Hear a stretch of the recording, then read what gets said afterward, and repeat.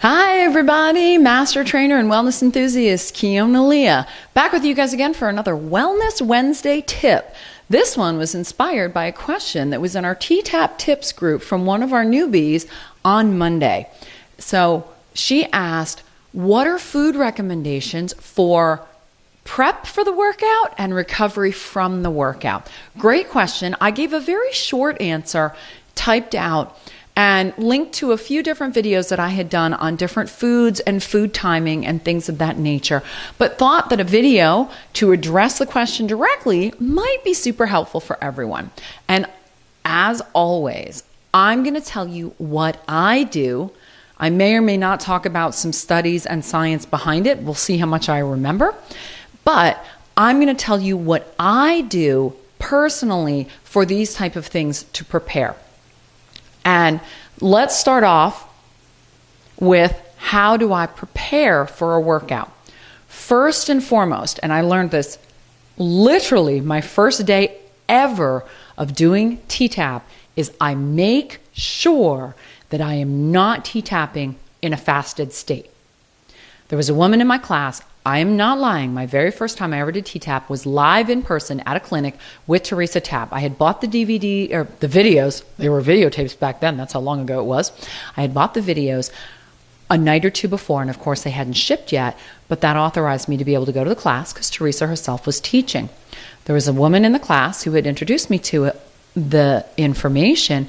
She had skipped breakfast, and we were working out at lunchtime or right before lunch, and she actually passed out and collapsed in class because T-TAP burns blood sugar. So you got to make sure that you are not in a fasted state when you do this workout. It's very, very important. You don't have to necessarily have eaten a lot, but you really need to have eaten something. And if we think about sustained calorie burn and what we're going for benefits, you've got some different options. Carbohydrates give you energy, and a lot of long distance runners, marathoners, high intensity cardio workouts, things of that nature, they will carb load, which means big bowl of pasta, big sandwich, something along those lines, lots of fruit right before a workout. That gives their bodies that sustained energy to burn and then go into fat burning quickly, which is a great plan. It works really nicely for a lot of our shorter workouts.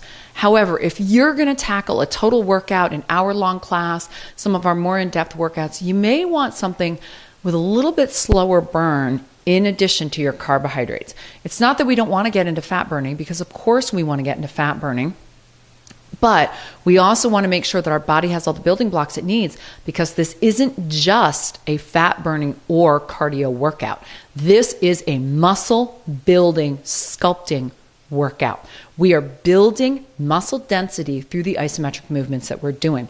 So we want to make sure that we have the building blocks to do that with, which means if you're doing a longer workout, a tempo, a total, or even longer, a clinic, or one of the live DVDs, or one of my classes on Monday nights at 7 via Zoom, available to all, you want to have at least a little bit of fat and a little bit of protein with it. You don't have to go heavy hardcore. A few almonds may work for you. It depends on your metabolism and your body. And that was the other big thing that I commented on, is you need to pay attention to what works for you to really determine it. You either have to work with a doctor, nutritionist, or someone doing blood work that's actually helping you see where your levels are at different points in different ways, or you need to kind of keep a diary. Keep a diary of what you ate before. Keep a diary of what your output was from your workout. How'd you feel? How'd you tire? How were your reps? How did your form feel? If you can videotape yourself, even better, then you can see what you actually did, or watch yourself in a mirror. So I personally start my day with a very high protein meal. I have a video on here about the collagen peptides from Pure Vitality that I use. I use 40 grams of that as my first thing every single morning. And I find, because of my blood type, my body type, and the amount of muscle mass that I do carry from doing T-TAP for 20 years, that high protein really works the best for me. If you're an A blood type or an AB blood type, high protein may not work as well. This is not a vegan supplement either. So if you need to be vegan or plant-based, you need to look at something else as well. But I go high protein. That actually gives your body sustained energy all day. So what that means is you can have it early in the day. You don't necessarily have to eat anything else, and you're still not in a fasted state when you go to do your workout if you're doing it later in the day. So that's one of the first things that I do. I often add coconut milk, the high fat from the can, coconut milk, to that smoothie. If I'm really exercising, like when I was on vacation skiing in Colorado for a week, I added a banana to that every morning. It ebbs and flows if I add fruit or not, but the 4 scoops, 40 grams of protein, are a given. Everything else is kind of up for debate depending on how I feel and what my activities are going to be for the day. So you want to make sure that you're not in a fasted state and monitor higher carb, higher protein, maybe higher fat. Your body is unique to you, but that's a great way. Now, pre-workout, during workout. Honestly, the other most important thing I could say to you to do, hydrate. Have water. Make sure you've got a big 16 to 24 ounce water bottle, especially if you're doing an hour-long workout that you're going to go through. My classes offer lots of water breaks. Those water breaks are extremely important to help the body flush out the toxins, to move that lymphatic fluid, and to get the results you're looking for. The hydration will also sustain you with extra energy. It provides those mitochondria a little bit more of what they need. So regardless of what you eat, I don't think water is debatable.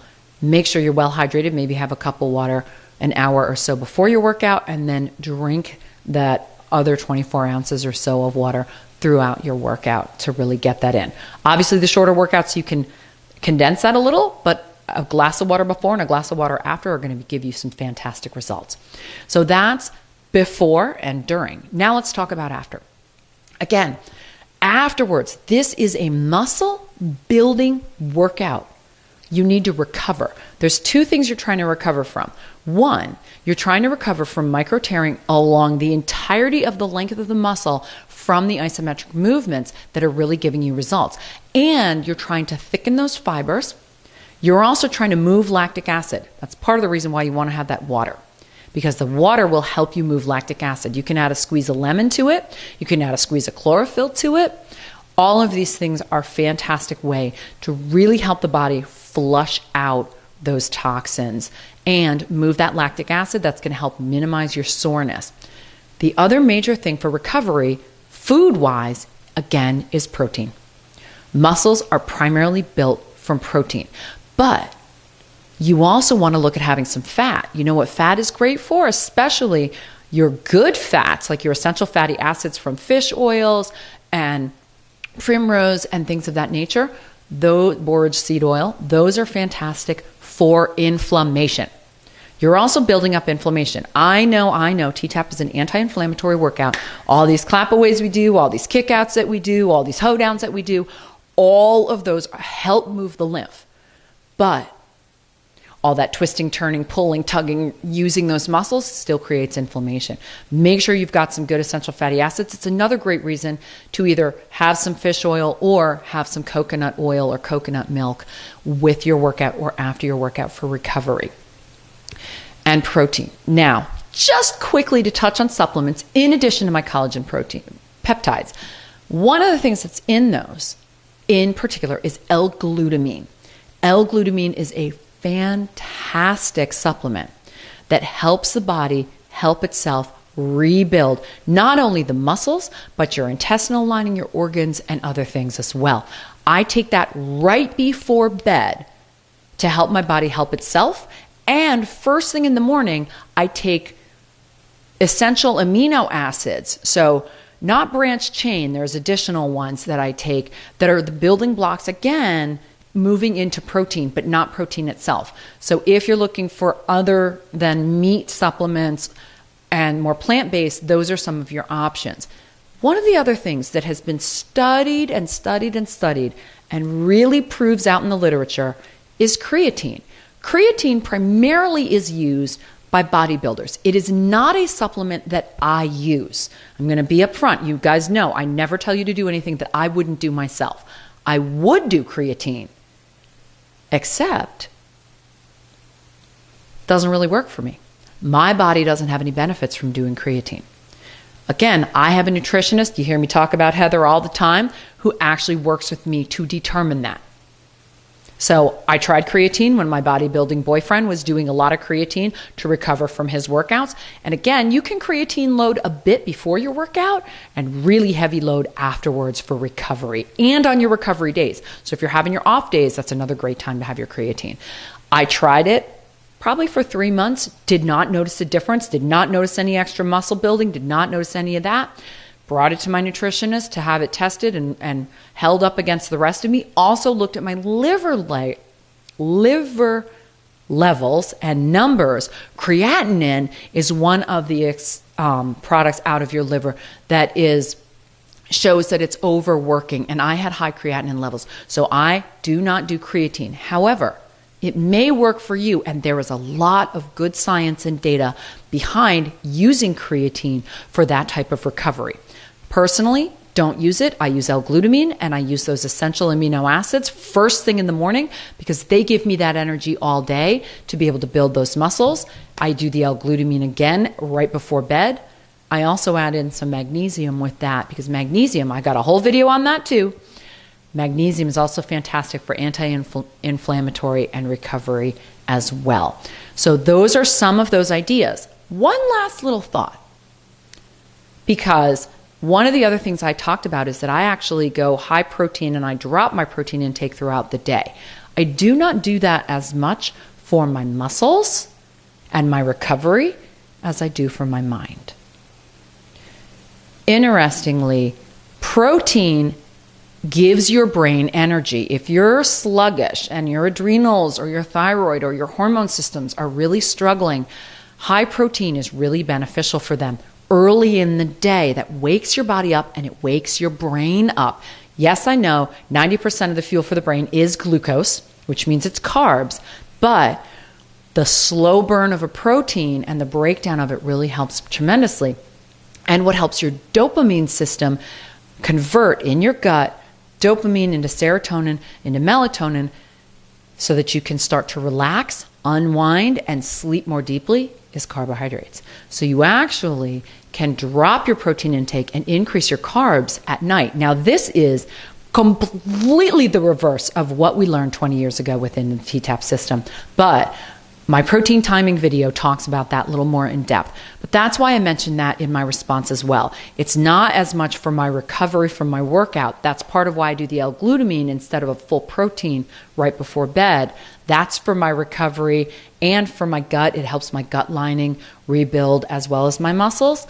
But that's why I amp up my carbs as I move through my day and I have my protein higher in the morning. Hopefully this helped and didn't confuse you. I know I went a little bit fast, but I'm going to try and get this up there for you guys for HBK Wellness Wednesday. Keep bringing those questions in. I'm trying to get back at looking at the website a little bit more now that I'm back from vacation and get more engaged with you guys. So always, always, always comment below, message me, let me know what else you want to talk about. In the meantime, I'm Keona Leah. I want to see you move, live, and thrive. So I'll see you on the next one.